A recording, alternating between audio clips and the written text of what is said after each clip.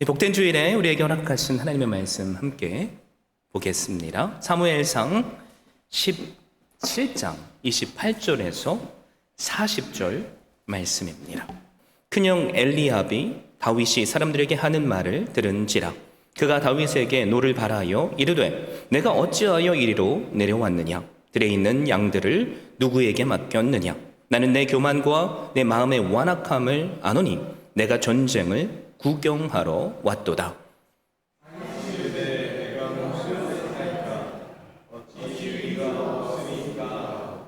돌아서서 다른 사람을 향하여 전과 같이 말하매 백성이 전과 같이 대답하니라.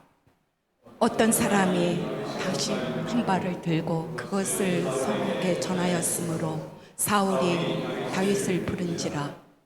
다윗이 사울에게 말하되 그로 말미암아 사람이 낙담하지 말 것이라. 주의 종이 가서 저 블레셋 사람과 싸우리이다 하니 사울이 다윗에게 이르되 네가 가서 저 블레셋 사람과 싸울 수 없으리니 너는 소년이요 그는 어려서부터 용사임이니라. 다윗이 사울에게 말하되 주의 종이 아버지의 양을 지킬 때에 사자나 곰이 와서 양떼에서 새끼를 물어 가면 내가 따라가서 그것을 치고 그 입에서 새끼를 건져내었고 그것이 일어나 나를 해하고자 하면 내가 그 수염을 잡고 그것을 쳐 죽였나이다.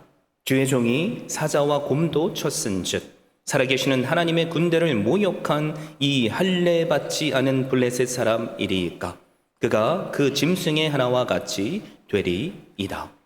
또 다윗이 이르되 여호와께서 나를 사자의 발톱과 곰의 발톱에서 건져내셨은즉 나를 이 블레셋 사람의 손에서도 건져내시리이다.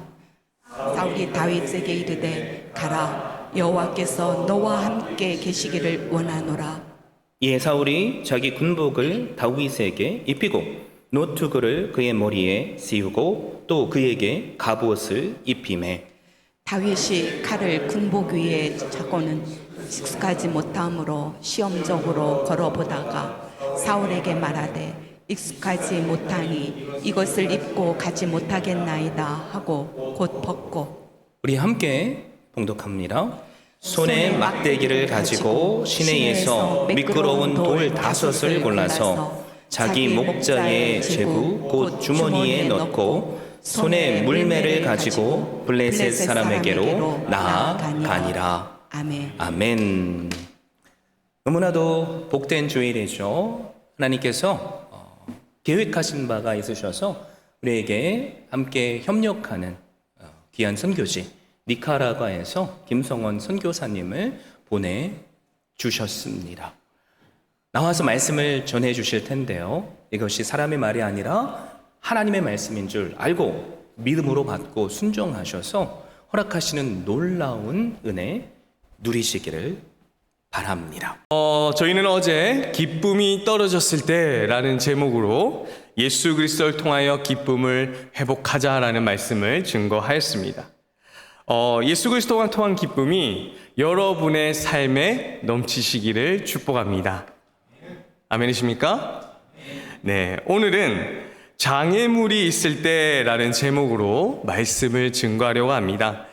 우리가 살면서 우리의 진행을 막아서고 그리고 그 진행을 방해하고 충분히 우리가 할 수 있는 일을 하지 못하게 하는 것을 우리는 장애라고 하고 그리고 그러한 물건들이나 물체들을 우리는 장애물이다라고 얘기를 하죠. 누구든지 인생을 살면서 장애물 없이 한번 시원하게 살고 싶은 것이 우리의 삶의 그런 원하는 마음일 겁니다. 아마 저도 그렇고 여러분도 그러리라고 생각합니다. 그런데 어떻습니까? 세상은 그렇게 만만하지가 않은 것 같습니다. 그래서 사람이 됐든 환경이 됐든 아니면 어떤 물건이 됐든 때로는 내가 가진 어떤 연약한 부분이 됐든 우리가 시원하게 달려가지 못하도록 늘 우리 곁에는 장애물이 있는 것 같습니다. 아니 하나만 있으면 오히려 감사할 정도로 정말 여러 가지 방면에서 우리는 장애물을 느끼게 됩니다. 특히 우리가 예수 그리스도를 통하여 기쁨을 회복하고 그 기쁨을 나누는 삶을 살고자 할 때는 정말 생각지도 못하는 장애물이 우리에게 나타나게 된다는 것이죠. 그래서 오늘은 우리가 너무나 잘 아는 말씀입니다.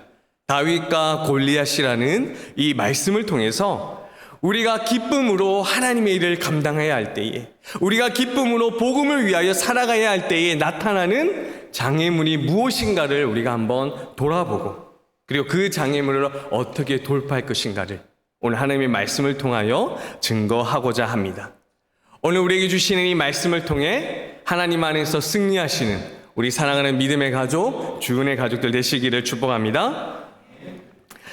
먼저 말씀을 살펴보면요, 오늘 본문의 상황은 이렇습니다. 다윗은 전쟁터로 아버지의 심부름을 가게 되었습니다. 그런데 가니까 어떻습니까? 이스라엘과 대치하고 있는 블레셋 지형에 한 큰 거인과 같은 사람이 나와서 하나님을 모욕하고 있습니다. 하나님을 모욕하고 있어요. 골리앗이 하나님을 모욕하고 있는 그 모습을 보자 다윗이 내가 저 하나님을 모욕하는 저 사람을 내가 없애겠다, 그렇게 선포를 합니다. 그리고 그 선포 이후에 내용이 바로 오늘 우리가 읽었던 본문의 말씀의 내용입니다. 자, 오늘 본문의 말씀, 다윗이 내가 저 골리앗을 물리치겠다라고 선포하고 결단하고 나서의 그 첫 번째 내용이 무엇이죠? 다윗의 결단을 누가 들었습니까? 다윗의 형 엘리압이 들었습니다. 자, 그러니까 28절에 큰형 엘리압이 다짜고짜 다윗을 향해서 이렇게 얘기합니다. 너는 양들을 어떻게 하고 이 자리에 왔니? 너는 교만하고 완악하고 내가 너를 아는데 너는 전쟁을 구경하려고 왔어. 그렇게 얘기하고 있어요. 분명히 제가 말씀드렸죠, 앞에. 다윗은 하나님의 일을 하겠다라고 선포했습니다. 하나님의 일에 내가 결심하고 결단하겠다라고 고백했습니다. 그런데 그런 다윗을 형 엘리압은 칭찬하기보다는 그에게 너무나 큰 모욕감을 줬습니다. 혹시 아시는지 모르지만 영화에 유명한 대사가 있죠? 너는 내게 모욕감을 줬어. 네, 모르시면 넘어가겠습니다. 우리는 여기서 신앙의 첫 번째 장애물을 우리는 볼 수 있습니다. 그 첫 번째 장애물은 바로 비난이라는 장애물입니다. 비난이라는 장애물이에요. 엘리압의 말을 다시 말하면요, 이런 겁니다. 내가 아는 너는 부족한 사람이야. 내가 알고 있는 너는 연약한 사람이야. 그냥 동생을 비난하고 있는 거예요. 엘리압이 왜 이 동생인 다윗을 비난하는가? 그것은 16장에 나오는 말씀을 통해서 우리는 어느 정도 알 수 있습니다. 당연히 다윗보다 더 잘났고, 어쩌면 다윗보다 더 오랫동안 하나님을 따랐고, 어쩌면 너무나 외모적으로나 겉으로나 너무나 왕이 될 수밖에 없었을 것 같았던 그 엘리압을 하나님이 왕으로 세우신 것이 아니라 누구를 하나님이 왕으로 세우셨죠? 정말 보잘것없는, 정말 그 형제들 중에서도 외면받을 것 같은 다윗을 하나님은 기름 부어 주셨습니다. 그러니까 이 형이 불만이 생기는 거예요. 원망이 생기는 겁니다. 어떤 논리적인 비판과 논리적인 평가가 아니라 자신의 불만을 위한, 때로는 질투와 때로는 시기를 위해서 비난하는 겁니다. 여러분, 우리도 이럴 때가 있지 않습니까? 여러분께서 하나님의 은혜를 받았습니다.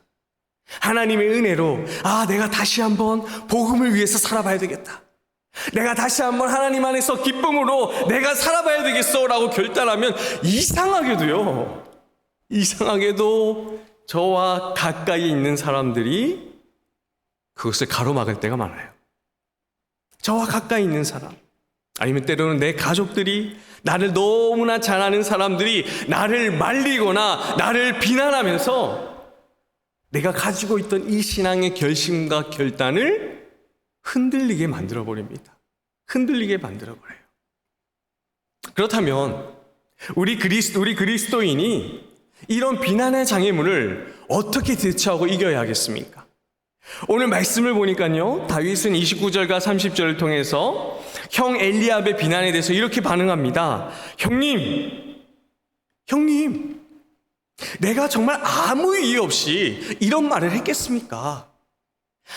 내가 하나님이라는 이유를 가지고 나가는데 내가 아무 말이 없었겠습니까? 내가 젊은 혈기로 이런 일을 했겠습니까? 내가 그냥 아무 생각 없이 이렇게 얘기했겠어요? 라고 얘기하고 어떻게 했죠, 다윗이? 그대로 형의 죽방이란 말 아십니까? 네, 형의 턱을 주먹으로 때렸다! 성경에 이렇게 나와 있습니까? 아니죠, 그렇게 나와 있지 않죠? 뭐라고 되어 있죠? 다윗은 그렇게 얘기하고 형에게서 뒤돌아서서 자신이 했던 말대로 했다라고 되어 있습니다. 무슨 말이냐면 형과 다투고 부딪힌 것이 아니라 자신은 뒤돌아서서 하나님 앞에서 하고자 했던 그 일들을 순종했다라고 얘기하고 있어요. 다윗은 형의 비난에 대해서 어떤 행동으로 취하거나 아니면 다툼으로 그것에 반응하지 않았습니다. 하나님 안에서 결단하고 확신했던 그 결과대로 자신이 하고자 할 하나님 허락하신 그 일을 감당할 뿐이었습니다. 다윗은 하나님을 위해서 일하는 것이 가장 우선이라는 것을 알았기 때문에 그 비난에 내가 스스로 부딪혀서 해결하는 것이 아니라 모든 상을 누구에게 맡기신 거예요? 하나님께 맡겼던 겁니다. 여러분, 이러한 모습은 성경에 나오는 가장 첫 번째로 온유한 사람이라고 평가받았던 모세의 모습과 동일합니다. 모세가 어떻게 했지요? 자신의 형제들이 비난했습니다. 자신의 형제들이 모세를 질투하고 시기하고 비난했습니다. 그때 모세는 어떻게 했습니까? 에이! 죽어라! 이렇게 했습니까? 조용히 하나님께 기도하며 하나님께 모든 것을 맡겼습니다. 그러니 하나님이 일해 주셨죠. 사랑하는 믿음의 가족 여러분, 우리는 어떻습니까? 아니, 저는 어땠을까요? 혹시 누가 나를 비난한다면요, 아마 저 같았으면 그 사람이 누구든 어떻게 되든 계속해서 이기려고 부딪혔을 것 같아요. 계속해서 논쟁하고 다퉜을 겁니다. 그런데 문제는 뭐냐면요, 그 결과가 뭐냐는 겁니다.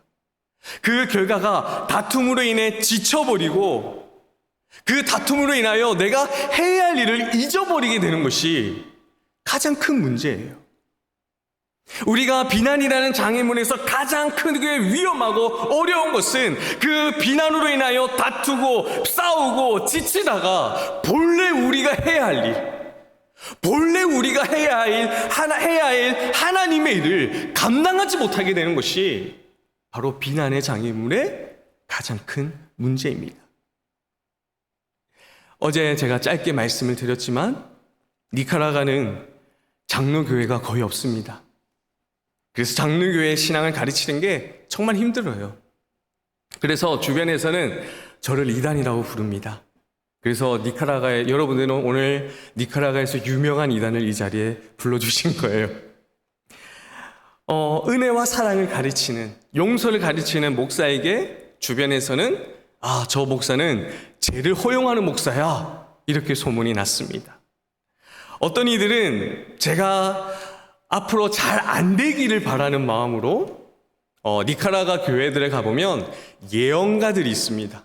그래서 예배를 드리고 설교는 짧게 하고 그 예언가의 이야기를 들으려고 많은 사람들이 모여요. 그럼 그 예언가들에게 고맙게도 항상 제 이야기를 물어봅니다. 제가 이제 스페인어 이름은 호시아스입니다. 조사이아인데 호시아스 선교사가 앞으로 어떻게 되겠습니까? 그가 언제쯤 떠나겠습니까? 이렇게 막 물어봐요.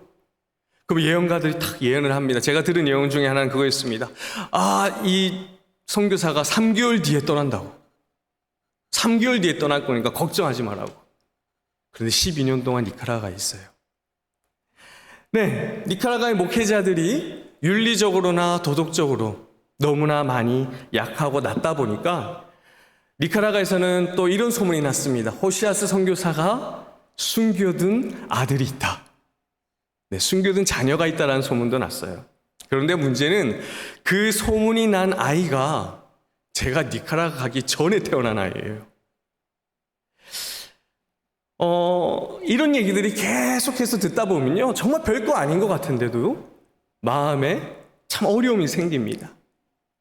차라리 처음에 니카라가 왔을 때 치노 이렇게 불리는 게 더 마음이 편했던 것 같아요. 그 정도로 그런 일들이 있었습니다. 그런 가운데서 우리 예수사랑 장로교회는요, 이단이 됐고요, 죄를 허용하는 교회가 됐고요, 도덕적으로 문제가 있는 목사가 있는 교회가 됐습니다. 하지만 제가 그들과 싸워서 얻을 수 있는 게 무엇이 있을까요? 언어도 그렇게 막 잘 되는 것도 아니고요, 하나님께 맡겼고 그냥 조용히 성경 중심의 교회라는 그 목표 하나를 가지고 묵묵히 교회를 세워갔습니다. 시간이 지나서요, 주민들이 이제 저를 중국인이라고 부르지 않아요. 범죄한 목사라고도 부르지 않습니다. 목사님, 호시아스, 잘 있었어? 먼저 인사하기 시작합니다. 저희는 그냥 할 수 있는 대로 우리 주민들과 함께 섬기면서 그들을 위해 봉사하기 시작했어요. 그러니까 시간에서 한 6년이 지났네요. 6년이 지나고 나니까 점차 사람들이 저희를 바라보는 시선이 달라졌어요. 그래서 교리적으로는 여전히 동의하지 않을지라도 더 이상 이단의 교회가 되지 않았습니다.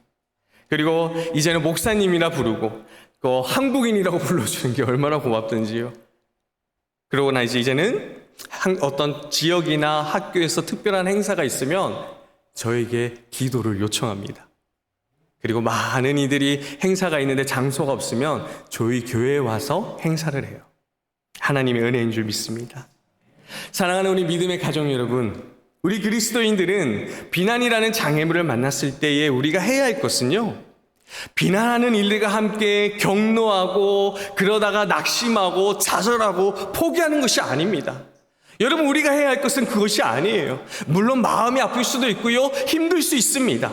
바로 그때에 우리가 해야 할 것은 다윗처럼, 모세처럼 우리의 마음의 중심을 보시는 그 하나님께 모든 것을 맡기는 것이 바로 우리가 이 비난이라는 장애물을 이기는 방법인 줄 믿으시길 바랍니다. 그러면 그 일을 하나님이 해결해 주실 것입니다. 자, 다윗은 이제 비난이라는 장애물을 넘었습니다. 그런데 이 장애물이라는 건요, 금방 또 나타납니다. 오늘 말씀을 들어보니까요, 장애물을 넘고 있는데 그 소식을 누가 들었습니까? 다윗이 골리앗을 이기겠다는 소식을 사울 왕이 들었습니다. 이제는 형제와의 관계에서 이제 왕 앞에 다윗이 서게 되었어요. 자, 사울 앞에 선 다윗 당당했습니다.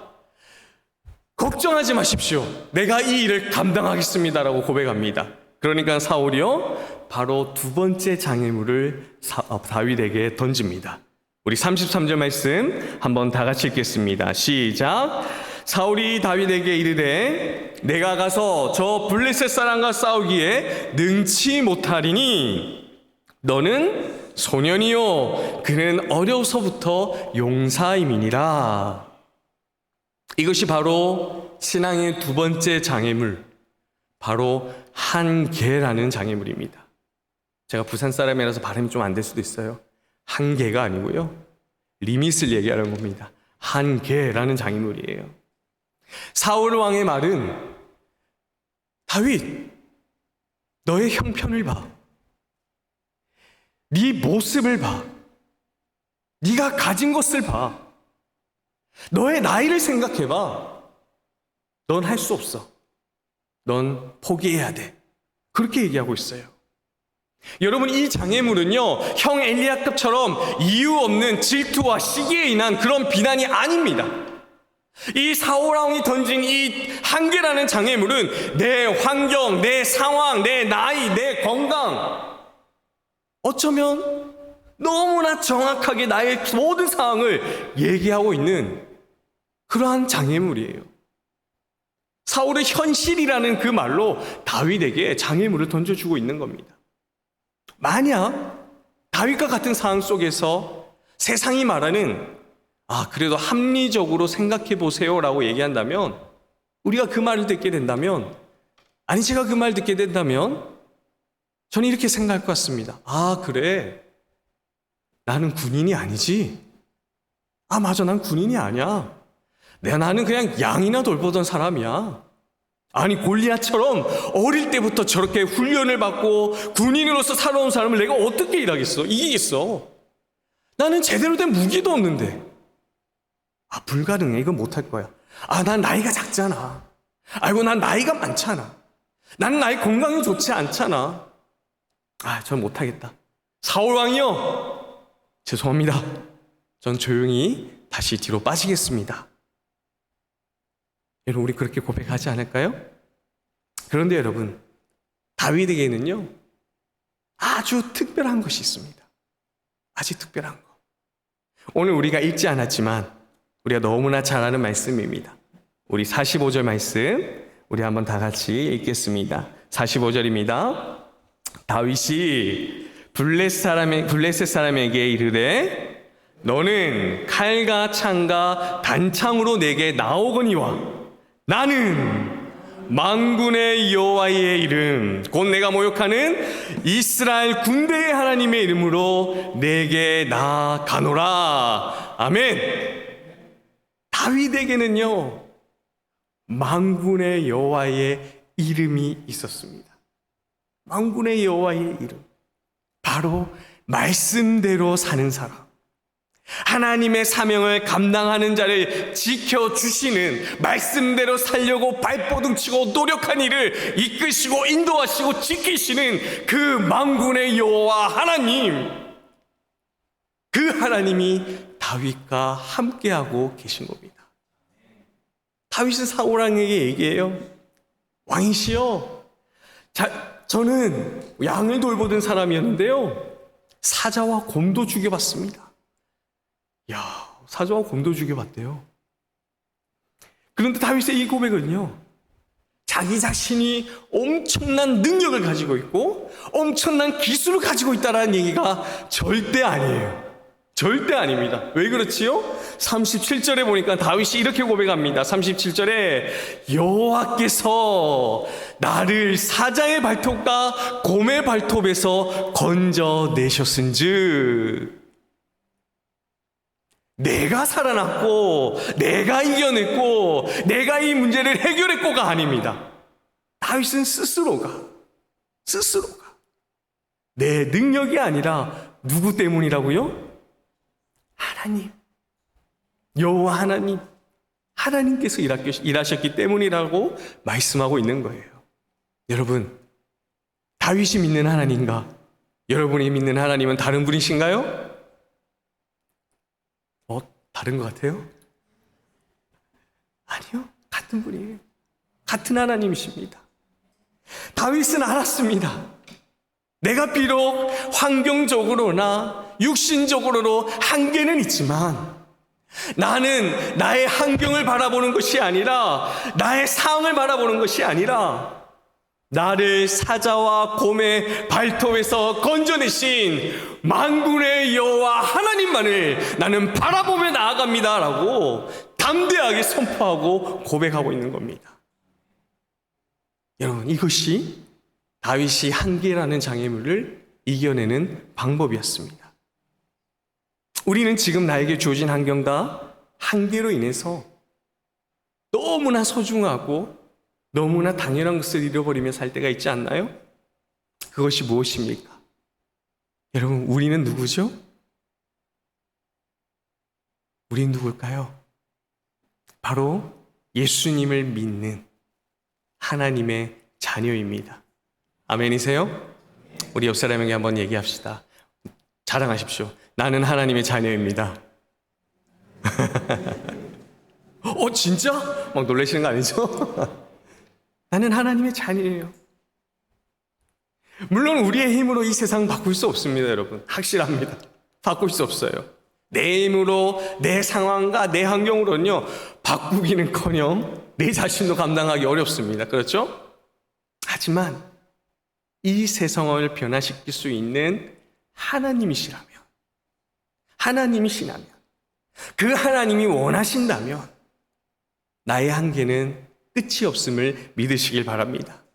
바른 말씀을 따라서 어떠한 한계, 내가 하나님의 종으로서 좀 어떤 한계가 있을지라도 하나님의 종으로 나아갈 때에 지금 나에게 주어진 그 환경 속에서도, 그 형편 속에서도 다윗의 승리를 우리도 얻을 수 있는 겁니다. 아니, 비록 내 환경과 형편이 바뀌지 않을지라도 어떻습니까? 하나님이 계시기 때문에 우리는 하나님의 길을 걸어갈 수 있는 거예요. 여러분, 오늘 우리 장로님들 기도하실 때 말씀해 주신 우리 시편 23편 말씀, 그 고백에는요, 다윗의 고백에는요, 상황이 정리된 것이 아닙니다, 여러분. 문제가 정리된 것이 아닙니다. 뭐라고 얘기하고 있습니까? 원수가 제 앞에 있다라고 얘기하고 있습니다. 내 장애물이 눈앞에 있다라고 얘기하고 있습니다. 그런데 하나님이요, 우리에게 상을 베풀어 주셨다고 얘기하고 있어요. 그걸 감당할 수 있는 능력을 주셨다라고 얘기하고 있습니다. 여러분, 이것이 우리의 신앙이요, 하나님을 믿는 우리의 자세임을 믿으시길 바랍니다. 이 믿음이, 이 신앙이 우리가 회복될 때에 그 가운데서 하나님은 역사하십니다. 저희가 니카라과에서 제일 첫 번째로 했던 사역은 교회가 아니었습니다. 어린이 사역이었어요. 저희는 나눔 학교라는 방과후 학교 애프터스쿨을 했습니다. 저희는 파송교회가 없었습니다. 그냥 어떤 분이 니카라과에 아이들이 그냥 방치되어 있다는 그 말에 믿음으로, 물론 가기 싫었는데 하나님의 부르심으로 가게 됐어요. 파송교회도 없고 후원도 없고 저희 전 재산 5,000불을 가지고 이제 결혼한 지 3개월 됐을 때 아내와 함께 니카라과로 갔습니다. 근데 진짜 아이들이 너무나 많아요. 뭐 우스갯소리로 아이들 모여라 이렇게 종을 치면요, 우스갯소리로 어디 좀비 영화처럼 집이 몇 개 없는데 숲에서 막 아이들이 막 우르르 나옵니다. 그래서 뭐 때로는 요즘은 좀 원체 니카라과도 뭐 많이 발전해서 저희가 처음 갔을 때는 말 타고 오는 애들도 있고요. 뭐 여기저기서 아이들이 막 모여요. 근데 일반 학교에서는요, 뭐 영어나 음악이나 뭐 체육, 미술 가르치지 않습니다. 가르칠 선생님들도 없고요. 그래서 저희가 아무것도 없었지만 저희가 할 수 있는 것을 한번 해봤어요. 저희 아내가 음악으로 영어를 가르치는 것을 했었거든요. 그래서 아이들에게 영어도 가르치고, 또 제가 뭐 보시기에는 이렇게 좀 이렇게 몸이 별로 안 좋아 보일 수 있는데 제가 태권도 사범입니다. 네. 네. 그래서 아이들 태권도도 가르치고 그리고 성경 말씀도 가르쳤어요. 근데 무엇보다도 우리가 가진 게 없으니까요, 그냥 아이들 오면 한 번 더 안아주고 또 한 번 더 안아주고, 짧은 스페인어로 하나님은 널 사랑해, 너는 하나님의 선물이야, 축복이야, 축복해주고 그렇게 해줬어요. 니카라과의 수많은 서민들, 가난한 지역을 가보면요, 집이 제대로 돼 있지 않습니다. 비닐로 된 집, 나무로 된 집, 철판으로 된 집이에요. 그 안에는 방을 나눌 수가 없어서 그냥 천으로 나눴어요. 그 안에서 모든 일들이 다 일어납니다. 때로는 한 가정에 아이들이 6명, 8명이에요. 그런데 어떤 집은 엄마, 아빠가 다 달라요. 그러한 가정입니다. 아이들이 사랑받지 못해요. 왜냐하면 아빠 여자친구가 살고 있기 때문에 아빠 여자친구는 자기 자녀를 좋아하지 다른 그 아빠가 데리고 온 아이들을 좋아하지 않아요. 사랑받지 못합니다. 그 아이들을 하나하나 안아주기 시작했어요. 그 중에는 멜란이라고 아주 이쁜 8살짜리 아기가 있었습니다. 이 아이들에게는 꿈이 있습니다. 꿈이 있었습니다. 어떤 꿈이었냐면 이 꿈은 자기의 삶과 연결이 돼 있어요. 그래서 빵이나 밥을 많이 못 먹는 친구들의 꿈은 뭐냐면 빵집 사장이에요. 빵집 사장. 그리고 혹시나 돈이 없어서 치료를 못 받았거나 약을 사지 못했던 친구들의 꿈은 뭘까요? 네, 의사예요. 아니면 약사입니다. 아이들의 꿈은 단순했습니다. 그런데 이 아이들이 웬 중국인이 와서 계속 사랑해주고, 그리고 막 중국인이 막 있는 거 다 털어주고, 그러다 보니까 이 사람이 왜 이렇게 할까라는 생각이 든 거예요. 보니까 이 사람이 예수님을 믿는 사람이에요. 예수님의 사랑을 나눈다고 나눔학교라 이름을 지었대요. 아이들이 사랑을 느끼기 시작했어요. 조금씩 바뀌게 됐습니다. 무엇보다도 꿈이 바뀌게 됐어요. 네, 그대로 빵집 사장입니다. 그대로 의사입니다. 그런데 더 이상 내가 먹기 위한 빵집 사장이 아니에요. 내가 하나님의 이름으로 빵이 없는 사람들에게 나눠주는 빵집 사장이 되겠습니다. 하나님의 이름으로 치료를 받을 수 없는 사람에게 나아가서 치료하는 의사가 되겠습니다라고 아이들의 꿈이 바뀌기 시작했습니다. 여러분, 그 아이들의 환경이 바뀌었을까요? 아니요, 바뀌지 않았습니다. 저희가 뭐 이거 해주고 저거 해주고 싶지만 저희도 가진 게 없었어요. 여전히 벽돌도 없는 집에서 자라기 시작했습니다. 달랐던 건 나눔학교에서 계속해서 하나님을 배우고 나갔다라는 거. 그거 하나밖에 없었어요. 여전히 가난하고 여전히 어려웠습니다. 한 가지 바뀐 건 있습니다. 나눔학교에서 이제는 예수사랑 장로교회로 아이들이 교회를 다니기 시작했어요. 그 부족한 환경 속에서요, 계속해서 하나님을 붙잡고 선교사는 공부해야 돼. 그냥 공부하는 게 아니야. 하나님을 위해서 공부해야 돼. 계속해서 잔소리 들으면서 컸습니다. 그리고 어느덧 시간이 지나서 8년이 됐습니다, 여러분. 올해니까 9년이 됐네요. 멜라니, 아까 말씀드렸던 그 멜라니, 8살짜리 멜라니가 올해 초에 니카라과의 의대에 합격했습니다. 여러분, 그냥 합격하면 재미없죠. 한 명을 뽑는데 그곳에 합격을 했어요. 남의 일이라고 여러분 반응이 없으십니까? 네, 정말 대단한 일이에요. 여러분, 니카라과가 독재사회입니다. 니카라과 대학교가 어떻게 바뀌었냐면요, 시험을 치지 않아요. 질문 하나 합니다. 학생들에게. 이 정부를 지지할 겁니까? 네 하면 합격하는 시스템으로 바뀌었습니다. 근데 의대는 달라요. 의대는 아주 철저합니다. 그리고 공부를 정말 잘해야 됩니다. 그런데 또 지역마다 많이 주지 않아요. 한 명을 뽑는데 그 멜라니가 합격을 한 거예요. 여러분, 제가 말씀드린 것은요, 의대생이 됐다라는 것을 얘기하는 거 아닙니다, 여러분. 의대생은 상관없습니다. 제가 말씀드리고 싶은 건 뭐냐면, 아무것도 없는 그 자신이 가지고 있는 그 한계 속에서 어쩌면 다른 사람들이 비웃었던, 아니 네가 살고 있는 그 환경을 봐, 너의 그 삶을 봐, 어떻게 네가 그 일을 할 수 있어, 어떻게 네 꿈을 이룰 수 있어 라고 했던 그 아이의 고백, 나는 하나님을 위해서 의사가 되겠습니다 라고 했던 그 고백을 누가 이루셨습니까? 하나님이 이루신 겁니다. 사랑하는 믿음의 가족 여러분, 우리는 환경과 형편이라고 하는 그 한계를 뛰어넘어야 합니다. 이것은 우리와 너무나 가까이 있는 장애물이에요. 늘 우리 입에 붙어 있는 장애물입니다. 늘 우리의 삶에 있는 장애물이에요. 우리가 늘 느끼는 장애물입니다.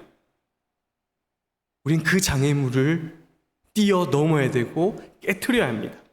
그래서 더 이상 나를 보지 말고, 내가 가진 능력을 보지 말고, 내 형편을 바라보지 말고, 오늘도 여러분에게 말씀하고 계시는 하나님의 말씀을 바라보시길 바랍니다.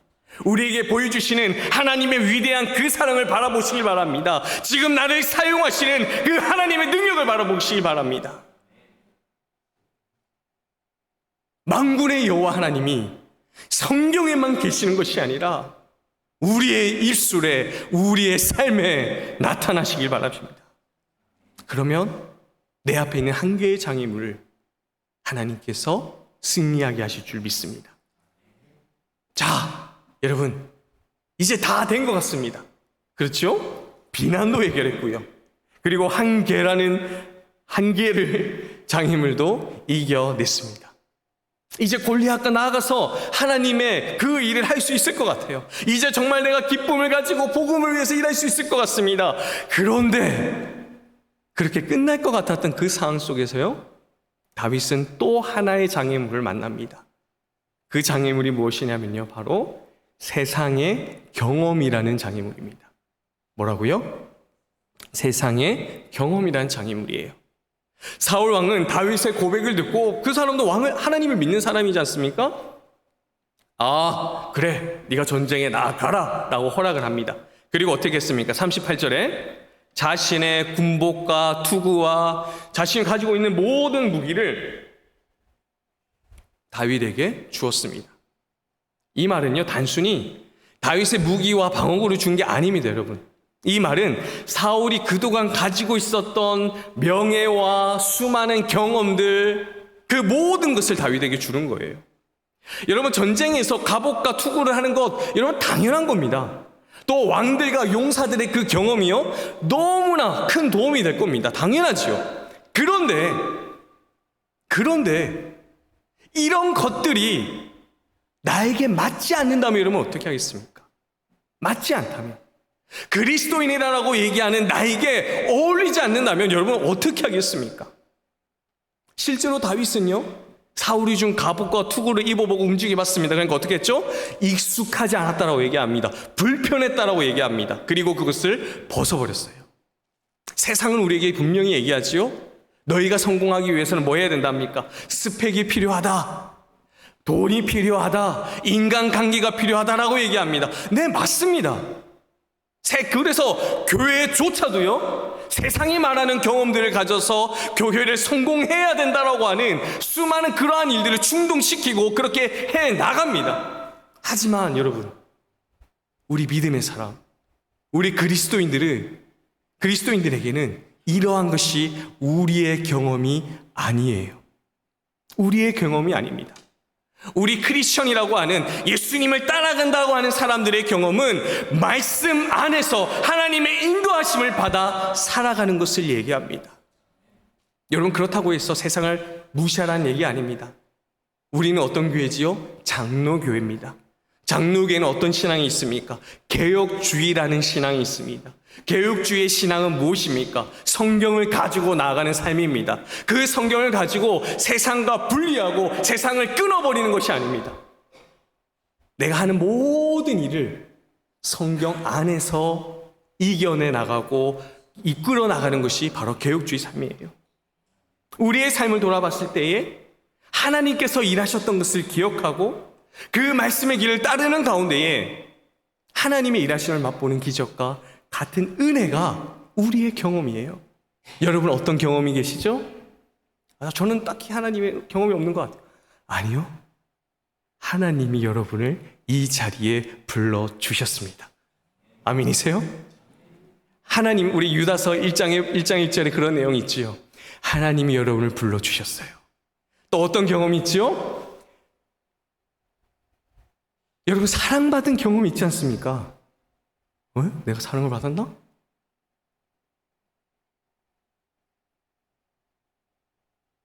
잠깐 시간 드렸어요. 사랑받지 않으셨어요? 누구 사랑이요? 예수님의 사랑, 하나님의 사랑을 받으셨잖아요. 유다서 1장 1절에 마지막에 또 뭐라고 되어 있냐면요, 예수님이 여러분을 지키고 계시다라고 얘기하고 있어요. 아멘이세요? 여러분, 그것이 우리의 경험입니다. 분명 세상이 말하는 경험은요, 우리에게 안전보장이라고 하는, 안전이라는 담을 분명히 만들어 줄 겁니다. 그래, 내가 저 사람 정도만 내가 준비하면 내 인생은 문제가 없겠지, 그렇게 하고 살아가게 만듭니다. 그래서 내가 좀 신앙의 손해를 좀 보고 내가 좀 신앙으로는 조금 타협을 하고 안전한 세상의 경험을 따르려고 합니다. 하지만 여러분, 그 세상의 경험은요, 우리를 세상이 말하는 현실에 멈추게 만들게 되어 있어요. 그 자리에 만족하게 만들어 되어 있습니다. 하나님의 은혜 속에서 우리가 더 나아갈 수 있고 더 넓혀질 수 있는 것을 못하게 한다는 겁니다. 성공과 출세라고 하는 것이 우리가 정말 지켜야 하고 우리가 나가야 할 그 하나님의 말씀의 자리, 어쩌면 우리가 이 자리, 은혜의 자리를 잃어버리게 만든다는 거예요. 사랑하는 우리 믿음의 가족 여러분, 많은 경험들이 여러분들에게 도움이 될 수 있습니다. 하지만 그것이 하나님보다 앞선다면, 하나님의 말씀보다 앞선다면 그것은 우리에게 도움이 아니라 장애물이 된다는 것을 기억하시길 바랍니다. 니카라과에서요, 성경 중심의 교회를 세운다는 것 너무나 힘들었습니다. 선교사에게는요, 정말 많은 유혹이 있습니다. 여러분, 정말 많은 유혹이 있어요. 그냥 니카라과의 문화를 우리가 존중해야 되고 니카라과 사람들의 삶을 우리가 또 이렇게 존중해줘야 되니까 그들에 맞게 교회를 하면 돼. 그냥 쉽게 좀 하면 돼. 그런 타협이 생길 수밖에 없습니다. 힘드니까. 만약에 우리가 부르는 찬양이 이게 성경적인 건지 아니면 인간적인 건지, 우리가 알고 있는 신앙생활이 하나님의 말씀대로 사는 건지, 아니면 그냥 문화적으로 내가 교회를 오래 살다 보니까 그렇게 되는 건지, 그래서 사람들이 즐겁고 화려하고 그리고 막 신나고 사람들이 그렇게 많이 모이면 왠지 부흥된 것 같고 그렇게 선교해도 돼요. 자, 오세요. 오늘 우리가 축제 한번 하겠습니다 하면요, 우리 교회 다 채울 수 있습니다, 여러분. 다 채울 수 있습니다. 참 안타까운 것은요, 실제로 선교지를 가보면 장로교회라는 이름을 붙이고 교회가 세워져 있지만요, 그 교회에 있는 현지 목사님들이 장로교를 모르는 경우가 너무 많습니다. 장로교가 뭘 믿는지 모르고 목사로 세워져 있는 교회가 너무나 많다는 거예요.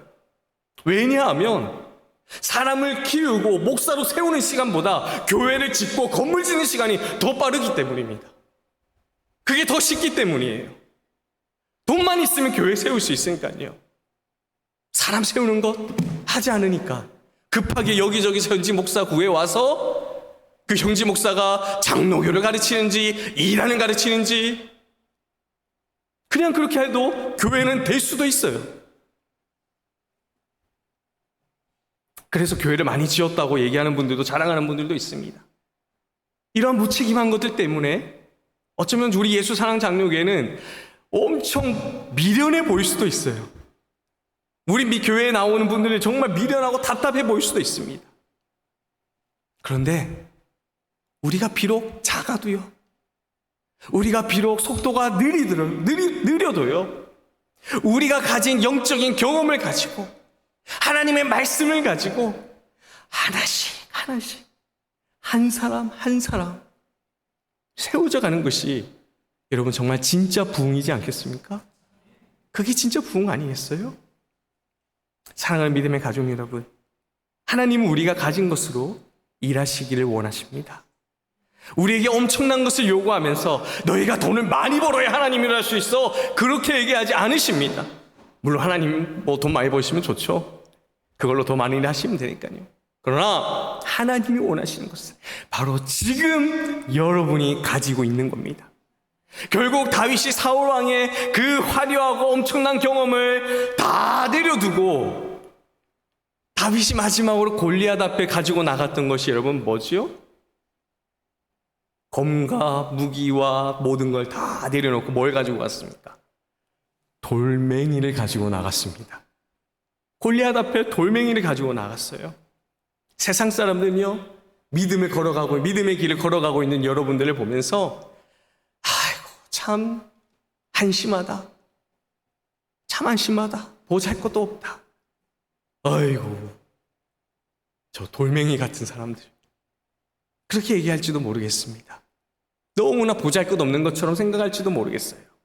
하지만 여러분, 우리가 돌멩이라도 상관없습니다. 보잘것없는 존재라도 상관없습니다. 우리가 누구 손에 있으면 쓰임받을 수 있습니까? 하나님 손에 있으면, 그게 돌이라고 할지라도 하나님의 뜻을 이 땅에 이루는데 사용될 줄 믿습니다. 아멘이세요? 하나님이 쓰시면 그 어떤 것도 가능한 줄 믿습니다. 여러분, 코로나 시기에 얼마나 힘드셨어요? 니카라과도 그랬습니다. 저희 교회 가족들요, 한 달에 100불 정도 버는 사람들입니다. 그런데 코로나가 터지니까 그것도 할 수 없어요. 주변에 우리를 원망하고 비난했던 사람들, 그들도 너무나 힘들어요. 코로나 앞에서는 아무 상관이 없죠. 누구든 다 힘들었습니다. 먹을 게 없어요. 일을 할 수 없으니까. 그래서 선교사가 가지고 있는 것으로 도와드리고 해봐도 가진 게 없으니까 많이 도와드릴 수가 없어요. 그러니까 우리 교회 성도들이 먼저 얘기했습니다. 목사님, 우리 저 옆에 빈 땅이 있지 않습니까? 우리가 농사 지읍시다. 그렇게 얘기하는 거예요. 그래서 가장 빨리 얻을 수 있는 게 뭔가 했더니 옥수수랑 그리고 피피안이라고 약간 호박 같은 게 있어요. 그게 빨리 얻을 수 있습니다. 그래서 그것을 심기 시작해서 제가 심으라고 얘기도 안 했고 제가 심으라고 돈도 주지 않았습니다. 아 그래요? 합시다. 저는 뒤에서 으쌰으쌰 기도했습니다. 교회 성도들이 심고 가꾸고 다듬고 그리고 엄청난 양의 옥수수와 그 피피안을 수확했어요. 그리고 그것을 먼저 우리를 비난했던 사람들, 그 이웃들에게 나눠줬습니다. 우리 교회 가족들 자기들도 힘들지만 먼저 가지 않았어요.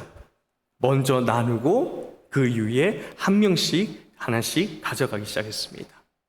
여러분, 여러분이 가지고 있는 것은 무엇입니까? 하나님은 골리앗과 같은 엄청난 능력, 엄청난 그 경험들을 통해서 일하시는 분이 아닙니다.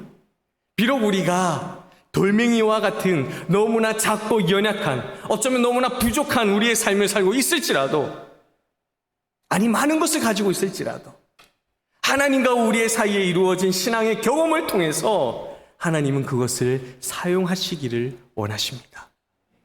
여러분이 가진 것이요, 좋든지 나쁘든지 많든지 적든지 여러분 아무 상관이 없습니다.